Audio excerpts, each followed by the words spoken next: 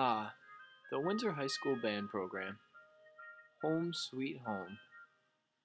Alright, maybe that wasn't really them. This is what the band really sounds like.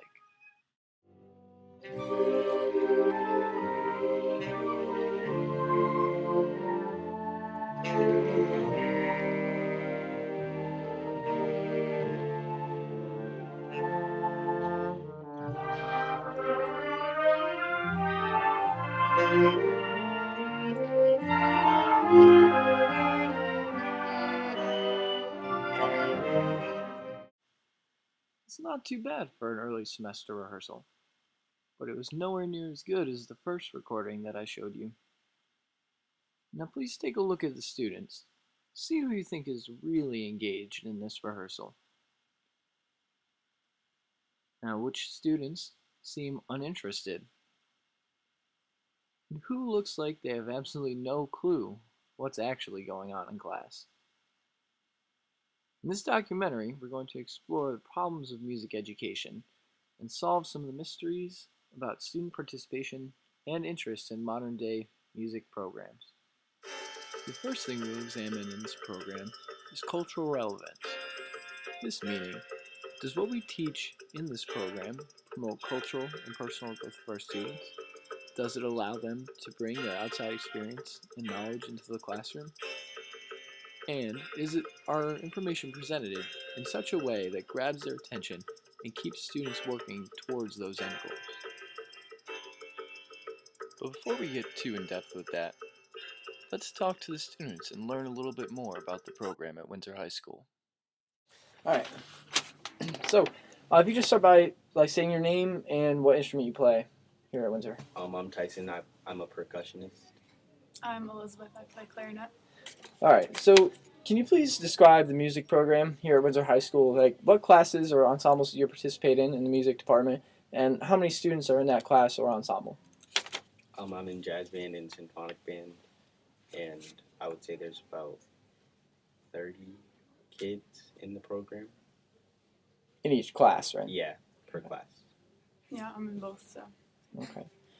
Now, what events do you participate in part of those ensembles? So, like, concerts, performances, what do you guys do? I'm in the drum line. I play snare drum for that, and I'm the set drummer for the jazz band. Okay. Like, how many concerts do you do? Where do you guys go? Where do you perform? We do 2 concerts a year. We play at the football games and sometimes the basketball games. Veterans Day, parades, Chad Derby. Okay. Do you enjoy the atmosphere here in the classroom? To an extent, I would say that every now and then it gets a little out of hand. Like, I know a lot of people don't get along, and I feel like we should build a little bit more of a community in the band program. Okay. Yourself? Yeah, I guess I know. I think it depends on the day and what's going on within the band. Okay. Now, why do you think that is? Do you think there's, people just generally don't get along outside of band, or do you think it has a factor to do with band? I think sometimes it's like the way that the atmosphere is run, because sometimes if the teacher is kind of like in a worse mood and he kind of reflects that on the students, then they're kind of in a bad mood towards each other. Now, does that sound like a typical band program to you? Critical theorist Paulo Freire tells us that these attributes that we just described are an unhealthy environment where the teacher is in complete control of the classroom. In Pedagogy of the Oppressed, he writes that any situation in which some individuals prevent others from engaging in the process of inquiry is one of violence. The means used are not important.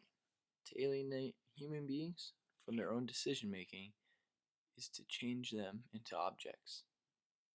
Is that not what actually happens in most classrooms?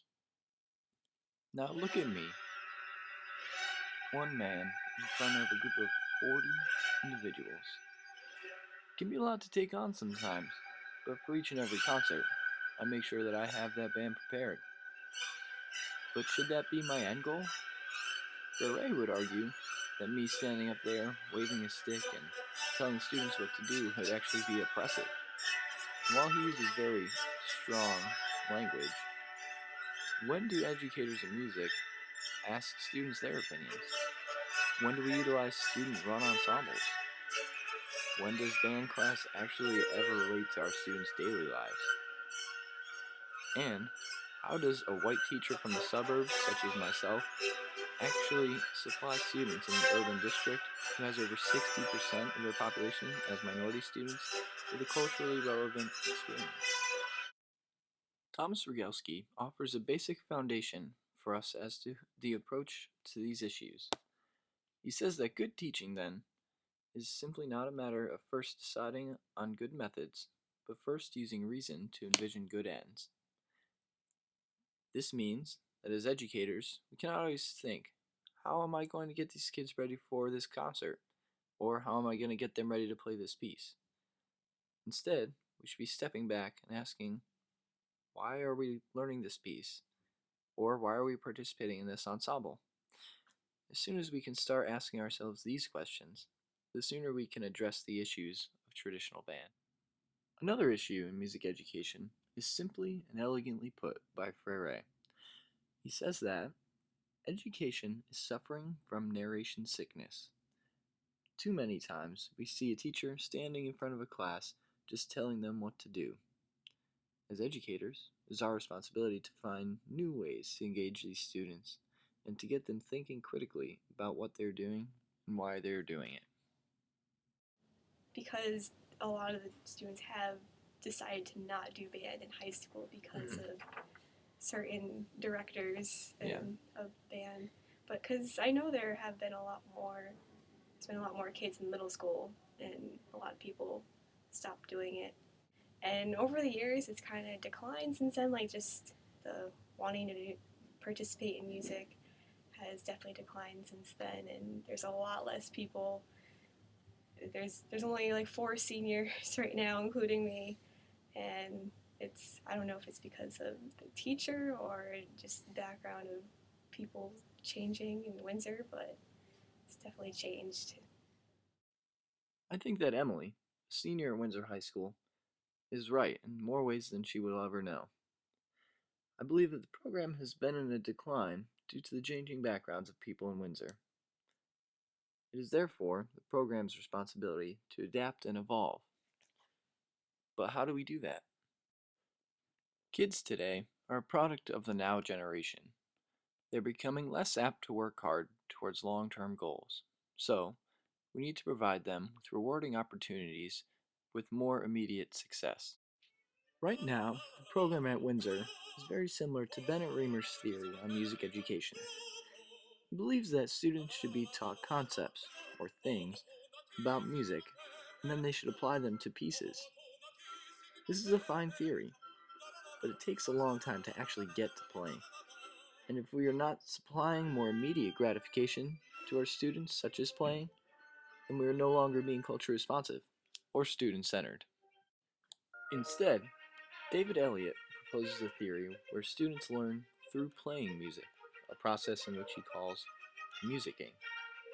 Students perform first and foremost, and then they learn to make educated decisions about the music and how to perform it.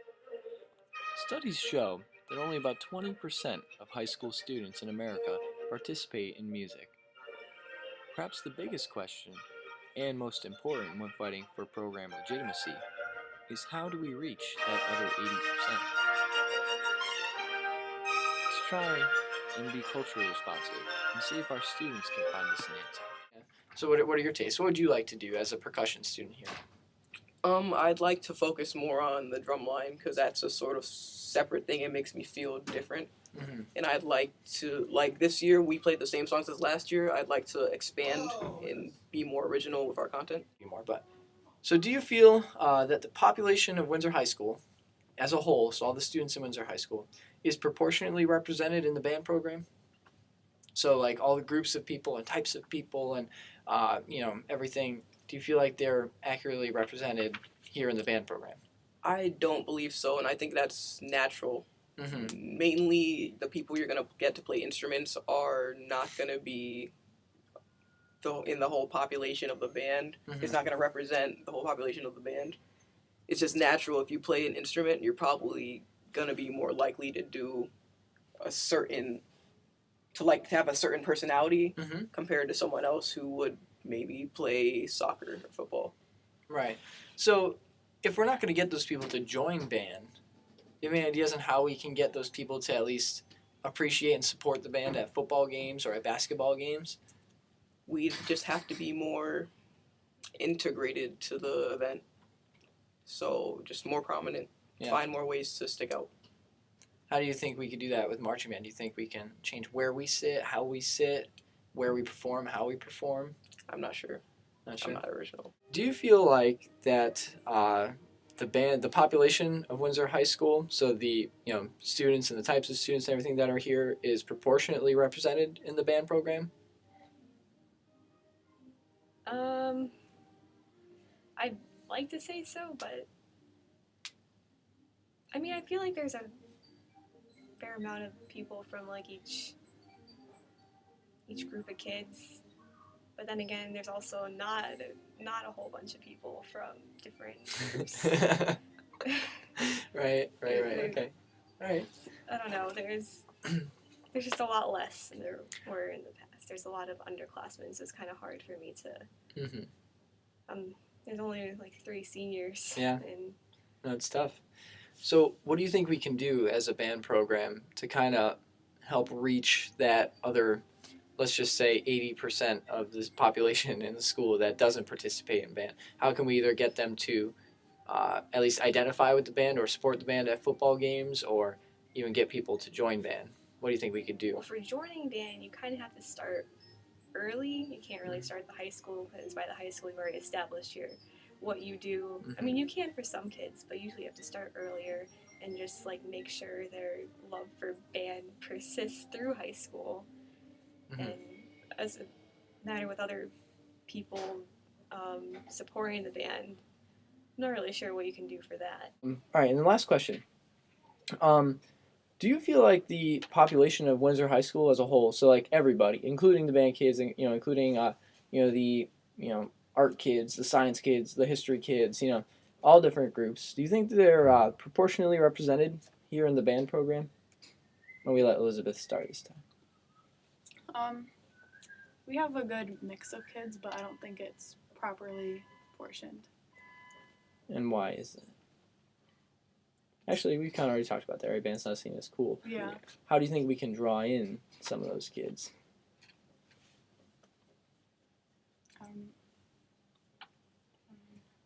In your benefit, these are hard questions, and if we knew the answers, we wouldn't have any problems, So. Yeah.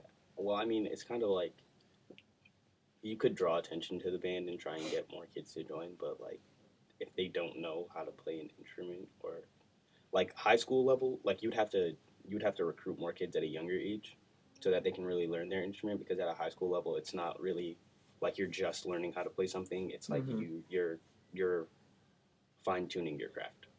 Right. Not necessarily band itself in general, though. We also have music fundamentals. We have chorus, people can sing, so we're not only talking about band here, but I do understand what you're talking about. Needless to say, I'm not so sure that anybody knows the answer to that question. Otherwise, we wouldn't have many issues in music education, would we?